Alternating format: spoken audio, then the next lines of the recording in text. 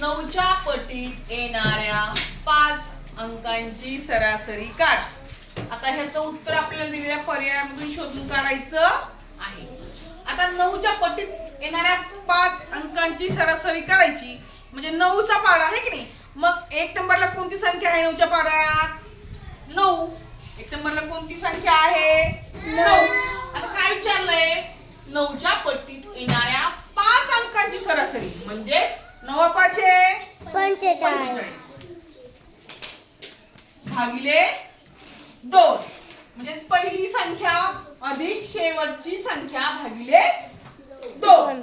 आता काय करूया? भाग देऊया। आता अगोदर काय करूया? 9 आणि 45 ची बेरीज करूया। काय करूया?